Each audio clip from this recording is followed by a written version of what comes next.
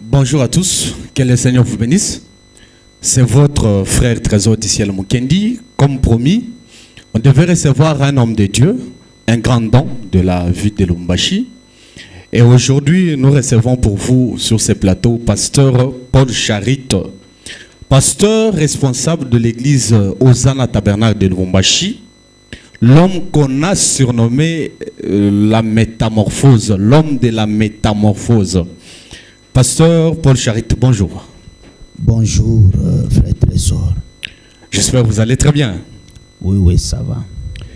Avant tout, l'homme de Dieu, nous allons prier. Si vous avez quelques paroles à bénir les enfants de Dieu avant de commencer cette émission.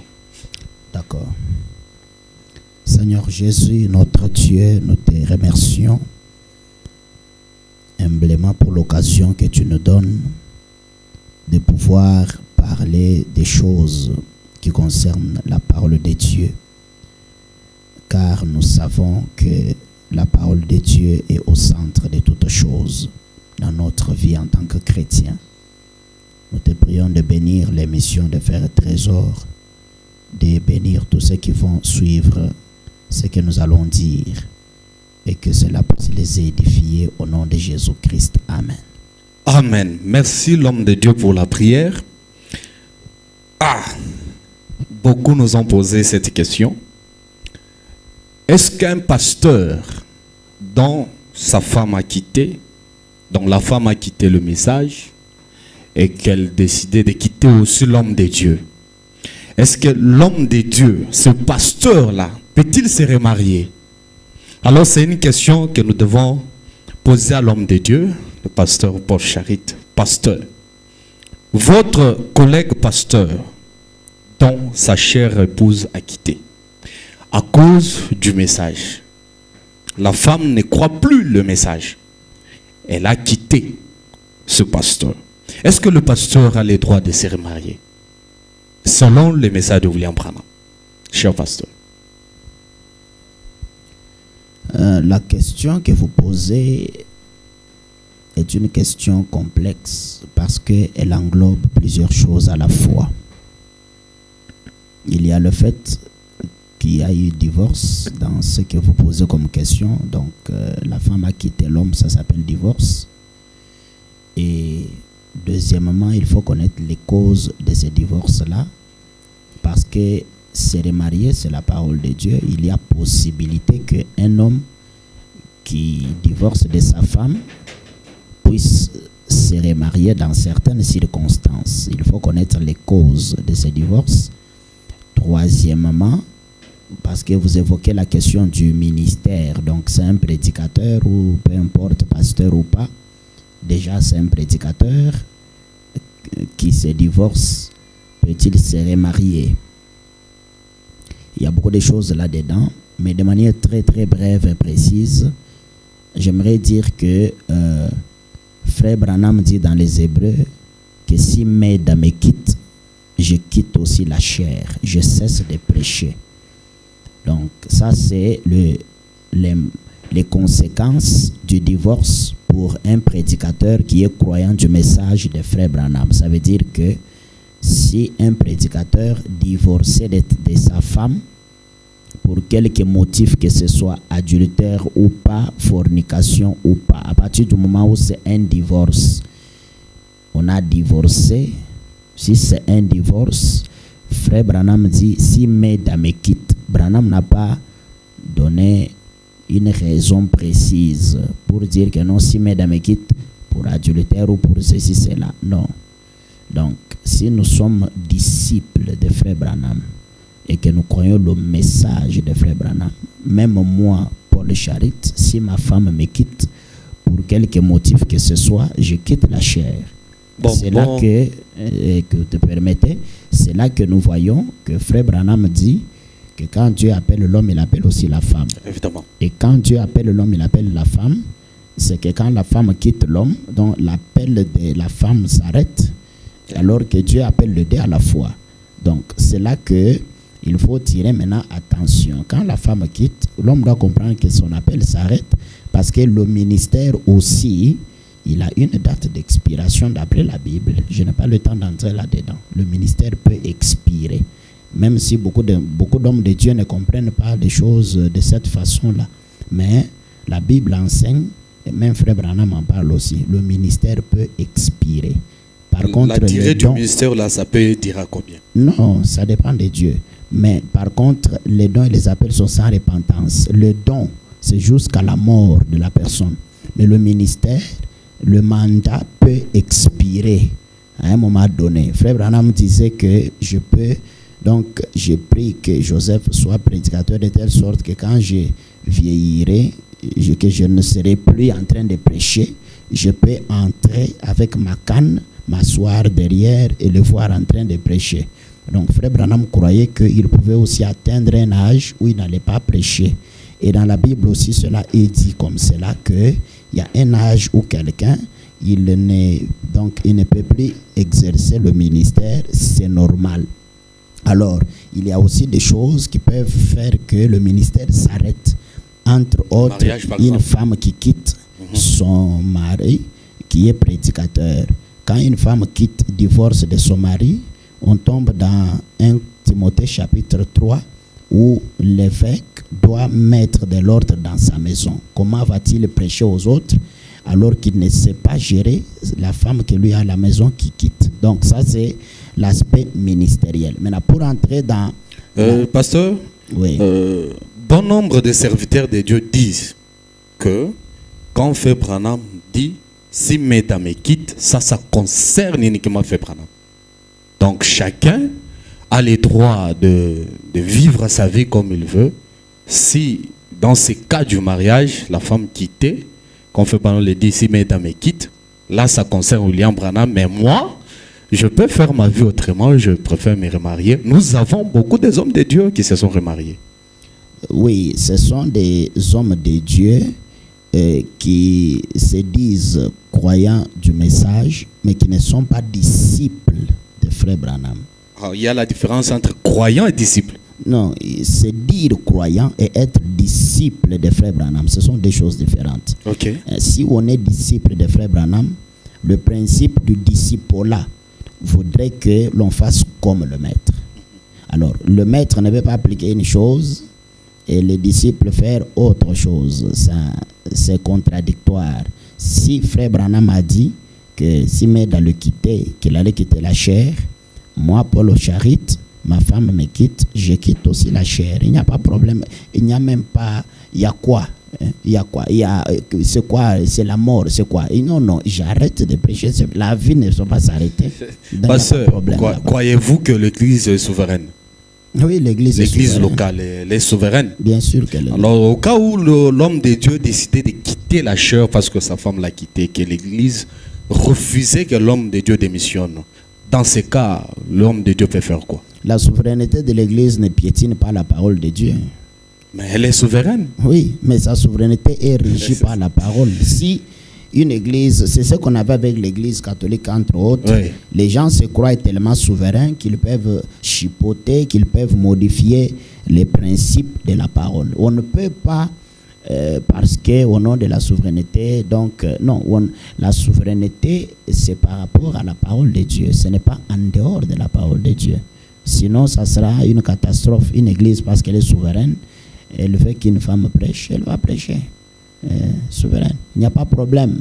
Frère Branham dit que si le Branham Tabernacle veut que Frère Neville prêche la doctrine des témoins de Jéhovah, c'est entre Frère Neville et l'église. C'est ça la souveraineté. Mais nous avons le message de Frère Branham. On est souverain par rapport au message de Frère Branham. C'est comme ça que par rapport au message, si un homme de Dieu est séparé de sa femme, il arrête de prêcher. C'est comme ça. Maintenant, les causes, c'est autre chose. Alors, pour entrer dans ta question de manière fondamentale, un homme de Dieu peut-il se remarier? D'abord, toute personne mariée de manière régulière, qui est chrétien, croyant du message, qui divorce avec sa femme, il peut ou ne pas se remarier. Donc, j'ai déjà réglé la question du ministère. Alors, il peut se décider de se remarier à une autre femme si c'est pour cause de fornication. Oui. Si c'est pour cause de fornication, il peut se remarier avec une autre femme. Mais pas pour cause d'adultère, pour cause de fornication. S'il répudie sa femme pour cause d'adultère ou autre cause, et lui et la femme ne vont pas se remarier jusqu'à la mort de l'un des deux. Ok. Alors, parce qu'il y a beaucoup de confusion autour de ça. La Bible est claire, et Frère Branham revient là-dessus. On divorce, on répudie la femme, et qu'on se remarie à une autre femme pour cause de fornication. L'homme peut, mais la femme l'homme pas. peut. C'est là que l'homme peut, mais pas la femme. Pour cause uniquement de fornication. Maintenant, il y a une autre citation où Frère Branham dit que quand une femme va commettre adultère, là maintenant dans le cas de l'adultère, Frère Branham dit que quand une femme va connaître un autre homme en dehors de son mari, elle est morte pour son mari. Ok. Donc, quand une femme quand bien même qu'elle soit vivante. Non, c'est que vivante aux yeux des hommes. Mais Okay. Frère Branham dit, quand une femme va connaître un autre homme, aux yeux de son mari, elle est morte. Alors, Okay. vous voyez que cette citation, elle ouvre les crochets à toutes sortes d'interprétations. C'est là que certains hommes, carrément, disent que, bon, comme ma femme a commis adultère, je vais me remarier avec une autre femme parce que d'après Frère Branham, elle est morte. L'homme qui fait ça n'a pas tort. Maintenant, est-ce qu'un prédicateur peut faire ça? C'est là qu'il y a un point d'interrogation. C'est là que moi, je ne juge pas les gens. Oui. Si le prédicateur a des preuves que sa femme a connu d'autres hommes et que Frère Branham dit qu'une femme qui fait ça est morte pour son mari, dans ce contexte-là, dans sa compréhension des choses, c'est entre lui et Dieu. S'il devra se remarier et continuer à prêcher, c'est entre lui et Dieu. Mais moi, j'y reste dans ce que le prophète a déjà dit. Oui, parce que je crois que vous êtes un lecteur du message de Frère Branham. Je crois dans Branham Tabernacle, il y avait un frère appelé Ben, dont la femme avait quitté à cause de l'évangile. Et à un moment donné, Frère Ben s'était remarié. Quand le frère Ben s'était remarié, bon, quand William Branham prêcha mariage, divorce, Frère Ben voulait divorcer. Dans ces cas-là, dans d'autres prédications, nous voyons Frère Branham bénir Frère Ben dans les ministères. Dans ce niveau-là, Frère Branham a commis une erreur? Non, il n'a pas commis une erreur. Frère Branham, Oui, c'est un mais prophète. Il est la Bible à laquelle on ne peut ni ajouter ni retrancher. Mais si l'homme de Dieu décidait comme Frère Ben de se remarier? Et je dis ceci, Frère Branham, il est la Bible à laquelle nous ne pouvons ni ajouter ni retrancher. Ça, c'est un. De deux, dans le mariage et divorce, d'abord, quand Frère Branham a consacré Ben, c'était au mois d'avril 1965, dans un sermon là. Je crois, arrive-t-il à Dieu de changer d'avis? C'était au mois d'avril. Oui. Maintenant, il prêche le mariage et divorce avant ça. Avant, il prêche le mariage et divorce au mois de février, le 21 février 65. Il prêche le mariage et divorce. C'est comme ça qu'au mois d'avril, il vient maintenant consacrer Frère Ben. Il y a des choses que Frère Branham faisait en tant que prophète de Dieu que nous ne saurons faire à cause du fait que nous n'avons pas le don de discernement messianique que Frère Branham avait. Je vais donner un autre exemple un peu bizarre. Okay. Quand Frère Branham prêche sur le choix d'une épouse, il montre que il faudra que l'homme puisse épouser une femme qui est née de nouveau. Ok? Maintenant, dans Paradoxe, il dit que l'homme et la femme doivent être nés de nouveau. Alors, lorsque vous prenez cette citation-là et que au jour d'aujourd'hui, des pasteurs disent aux gens, écoutez, Frère Branham n'a jamais dit que ce soit seulement les gens des tabernacles. Ça peut être avec tout le monde qui croit au Seigneur Jésus-Christ, peu importe l'église où il va. Peu importe l'église où il va. Voyez-vous? Est-ce que la fille là qui va chez les kimbanguistes ou chez les témoins de Jéhovah ou chez les pentecôtistes est-elle née de nouveau? Est-ce qu'il y a la nouvelle naissance là-bas, chez les gens là? Est-ce que la nouvelle naissance de l'âme est dans ces gens là? Et ils s'appellent aussi croyants. Oui, ils s'appellent croyants. Maintenant, est-ce qu'ils sont nés de nouveau au sens du message de Frère Branham? Je ne pense pas qu'il y a la véritable nouvelle naissance là-bas parce que nous connaissons tous c'est que c'est la nouvelle naissance d'après Frère Branham, voyez-vous. Et à cause de cet aspect des choses, nous sommes obligés de nous marier entre nous parce qu'on suppose déjà qu'une fille qui croit déjà le message de Frère Branham a une forte probabilité de naître de nouveau selon le message de Frère Branham, voyez-vous. Alors, mais et pourtant, Frère Branham enseignant ça, il va donner sa fille Rebecca à George Smith qui était un baptiste, qui n'était même pas croyant du message. Paradoxe alors. Pourquoi? Parce que Frère Branham avait discerné l'esprit de George. Et il savait que ce garçon va être prédicateur de ce message et tout et tout. Donc, c'est un peu dans le pouvoir discrétionnaire d'un prophète. Un prophète, c'est tout un domaine avec des réalités que l'on ne peut pas maîtriser. Mais nous sommes censés imiter ces pas. Mais on ne va pas imiter ce pas dans le pouvoir discrétionnaire. On va imiter ce pas dans ce qu'il nous a laissé comme enseignement. Il y a un enseignement de Frère Branham sur le mariage d'un prédicateur, sur le mariage et le divorce, sur quand est-ce qu'il faut se remarier, ainsi de suite. Nous restons là. On ne va pas déplacer les bornes du prophète par rapport à ça. Oui, une petite question.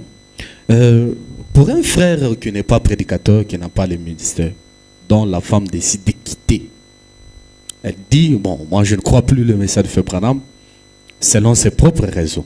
Et elle partait, elle décidait de quitter le frère en question.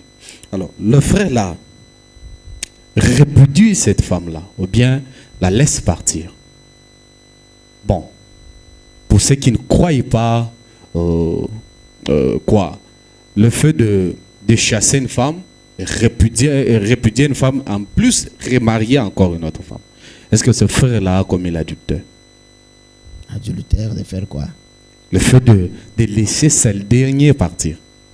La femme qui a décidé de quitter le message, et le frère dit, bon, quitte toi-même, moi je me remarie. Il y a un lien entre le message et le mariage. D'une part. D'autre part, il n'y a pas de lien. Il y a de liens quand on se marie dans le Seigneur. C'est ce que la Bible enseigne. Il faut se marier dans le Seigneur. Et se marier dans le Seigneur, c'est quand on est né de nouveau, qu'on est dans le Seigneur. Maintenant, cette personne dont la femme quitte, pour des raisons que vous n'avez pas évoquées ici, et la femme l'a dit, moi je quitte le message. Non, la femme n'a pas quitté son mari, mais elle quitte le message. C'est ça? Oui. Ok. Jusque-là, il n'y a pas de divorce. Mais l'homme il dit, comme tu quittes le message, je vais te chasser. Tu dois quitter ma maison. Et puis je vais me marier à une autre femme. Non, il n'a pas les droits. Mais comment? Le Frère Branham dit, la femme doit suivre son mari partout. La parole n'a pas dit que quand la femme quitte son mari pour raison de la foi, que l'homme puisse la répudier. Jamais. Alors, elle n'a pas refusé d'être sa femme, elle a refusé la foi de l'homme.